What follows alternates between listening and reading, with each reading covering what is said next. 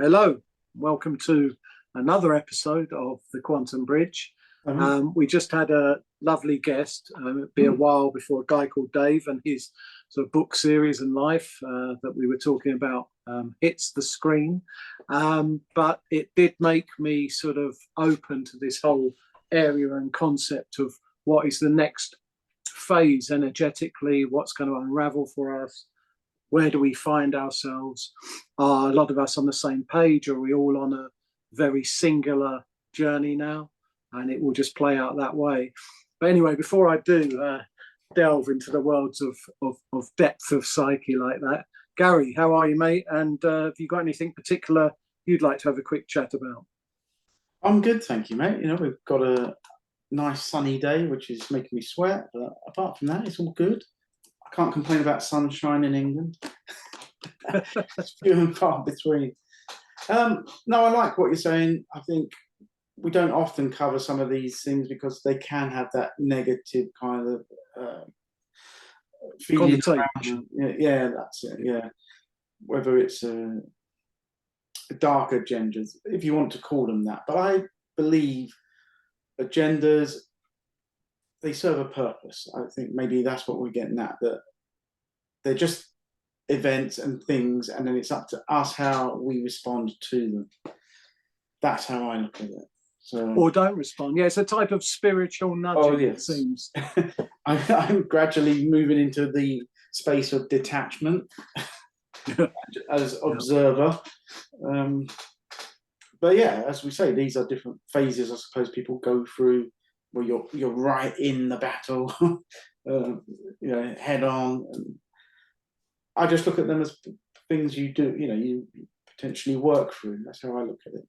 Yeah, you've used that term of waves before, and I get the sense that we are in that sort of series of waves, and sometimes you're as part of a big crashing wave, and there's a lot of physicality around that, and a lot of inner turmoil, and then other times it seems a wave just sort of breaks in a really natural way, and you sort of just you are going with the Tao, going with the flow. You are detached in that way, and you can watch it all for what it is, which is a drama outside of you that doesn't have to be a drama inside you. And Mm. maybe for a lot of us who've used up a lot of energy over the last few years, hopefully sort of maybe making our position known in the world as to where we stand on certain things and taking a stand. But actually, we've used up a lot of energy now, and maybe we do need to be watching for the next wave. The people who are, I don't mean behind us in that way of in any way denigrating where people are at all, but just there might be people who are having certain types of awakenings now, which mean that they can take up the mantle a bit. I don't know how you feel about that. Yeah, I think probably a couple of points there. One of, like you said, how far the first wave, if you want to call it that, let's say from 2020. I know a lot of people have been awake a lot longer, like say, but how something like when the Trump arrest happened, I feel that maybe a year or two back, that might have been a bigger blow, like when he didn't win the elections. But this time, people they took it way better. It was kind of they got excited. They became more empowered. I was like, wow, look how we're responding to these things now. It's a little bit more of a well, bring it on. and when we talk about those agendas coming in again, there's this the first bunch, if you like, are a little bit more stronger. These things can make or break you, and I would say that on the whole, from what I've seen within our community, it's made us stronger in many ways. So I see that, and then I see the opportunities for other people to also step into their own power. We need things. I mean, if you want to be brave or you want to be a hero, or whatever you want to be in life, you need narratives and storylines to do them. You can't be a hero and kill the dragon without the dragon.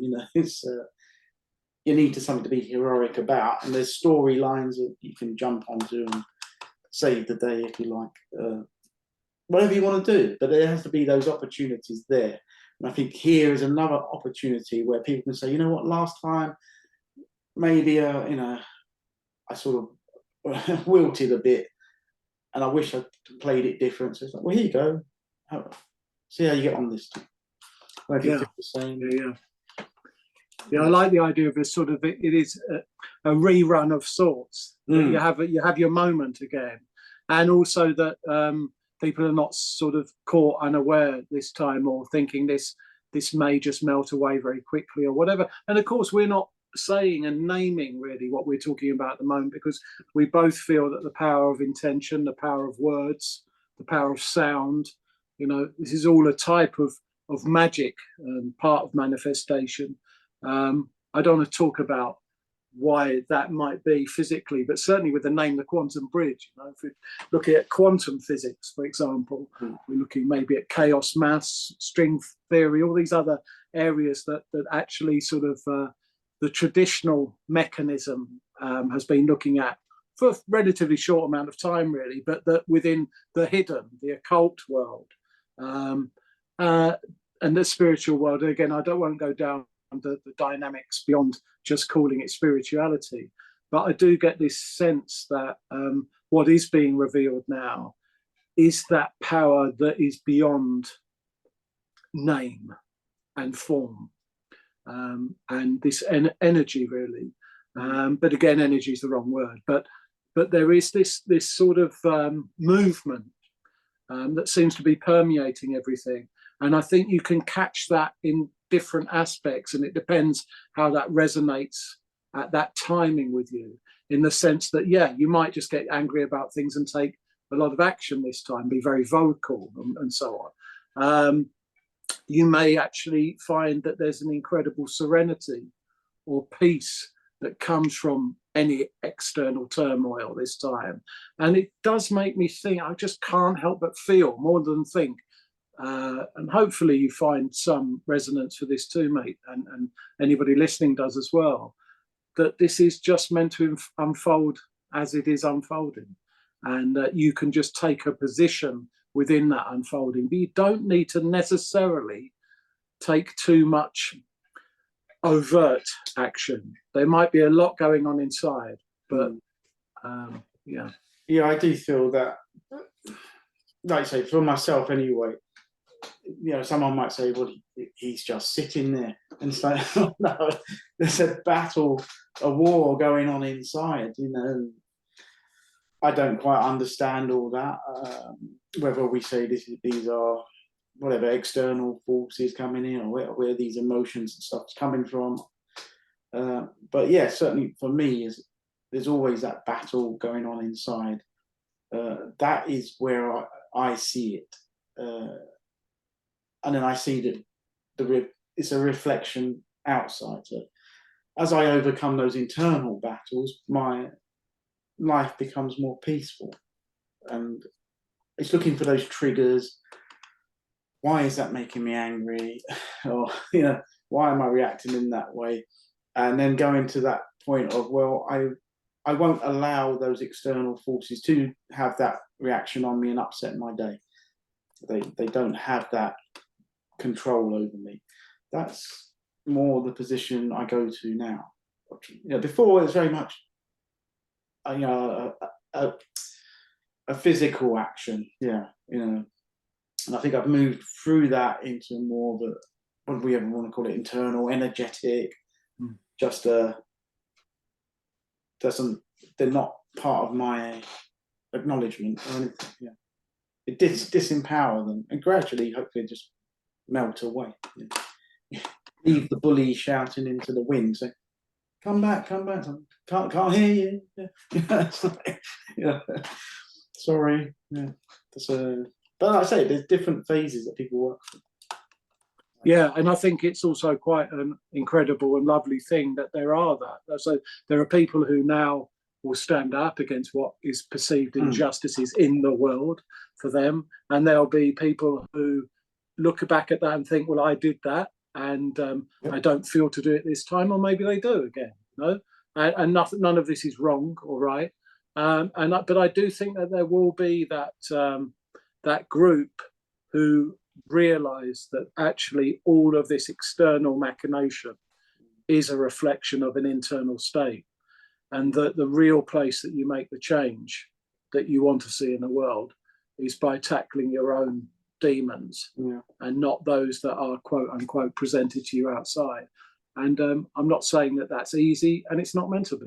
No, I mean, I don't know how you feel about, say, if we look at a game, any game, I don't know, Dungeons and Dragons or chess or something, that there are different classes and characters. You've got the pawns and the rooks and the kings and the queens, and in the dungeon, you know, elves, warrior, sorcerer, all playing their part, and that is how I look at it. So there are, I mean, I suppose in this day and age, there'll be, well, whatever someone says, I'm a light worker, I'm a starseed, I'm bringing in the energies and grounding the energies. And then in the UK, at least, we have other people physically going out and cutting down enforcement cameras. So he's doing his little bit, if you like, in that physical type of sense. So yeah, I don't know how you feel about that. Everyone having their little piece of the puzzle or their little role. Yeah, absolutely. I mean, coming back to the more Shakespearean way of, you know, all the world's a stage and all of that. Yeah, that we all are playing out our role, and how much self-determination actually, although a lot of us have really clung on to that idea of self-expression and having control over your own life. And on one hand, that's a beautiful thing. And of course, it seems to be that's what you're here to do, right? But there is that other aspect of, I suppose it's always that fatalistic or marriage of, you know, what's predestined, and how does time play into that? Because we have a certain perspective around, it seems that there's stuff in the past, it seems there's likely to be stuff in the future, it appears there's a sort of now, a nebulous now that we can't really get, you know. So I think also that those sort of hard and fast things that we've lived with and taken for granted, now, not necessarily the earth being round or flat, but that's another manifestation maybe of that. But just this thing of concepts being the things that we grip onto, and that, like it or not, you can't grip onto them. And there's a beauty in that free fall. I just said that in the last discussion we had, but the idea of being in sort of free fall, suddenly you realize, well, that's where infinity lies, within that free fall. So I think we're in an interesting time. It's not to say, by the way, I think should be clear about the fact that it's not to say that you don't ever feel scared or worried or frightened, or, you know, all of those feelings, they still arise and they still have a lot of power in them. But it's just to recognize that they're not the be all and end all of your existence. You know? Yeah. And I think maybe if people look at themselves over the last few years, are they the same person? I mean, I'd be amazed if they were, or certainly anybody watching this. We might know a few people, but I'd be amazed. I'm certainly not. And the fact that we've seen that through one event, a big event that came onto all of us, we all had our own different experiences throughout that. So some of us were scared, some of us were empowered by it, some of us were freed and became creative. That's just what we try and show on the channel. That one event can have, you know, infinite possibilities for your own experience. It's just how you... Yeah, and maybe just to sort of, I know we shouldn't go on, so just to wind this up to some degree, you know, the experience of creating this channel and speaking to all these different people, and thereby them and whatever they're doing and their energy having that thing of, it has had what feels like an accelerated effect, I think, on Gary and on me. That there has been this sense that, one, a very quick thing of not being alone, and that is a very powerful feeling to hold or to feel or to sense at the moment.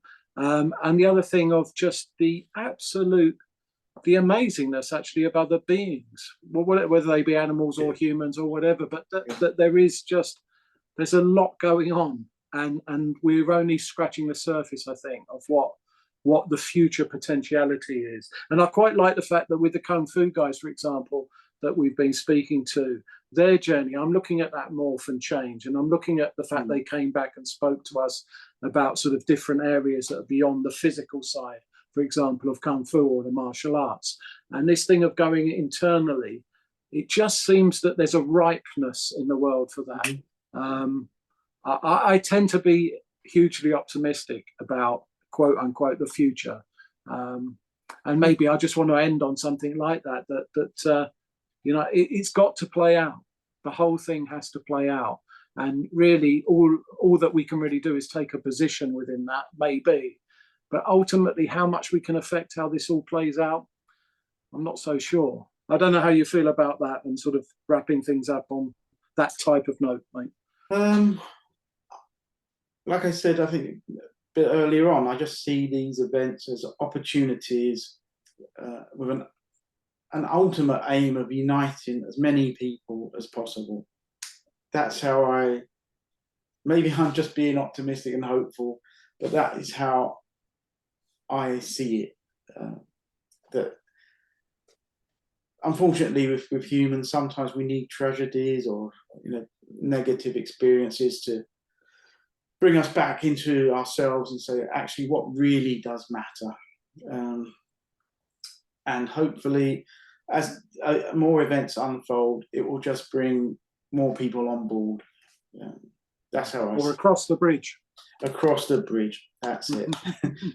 And just to say, maybe also on a final note then, that you know, I do really feel a depth of gratitude for the friendships that we're creating. Those, anybody that engages with our material, watches this, subscribes, whatever it may be, just watches it, is fine. But energetically, I can sense that more and more, and I hope that there'll be some great friendships going forwards. And thanks again to everybody in our, you know, immediate groups of friends and family. But I mean to that wider family, to anybody that engages with this, to anybody that strikes a chord, hopefully in their heart, which is really where it matters.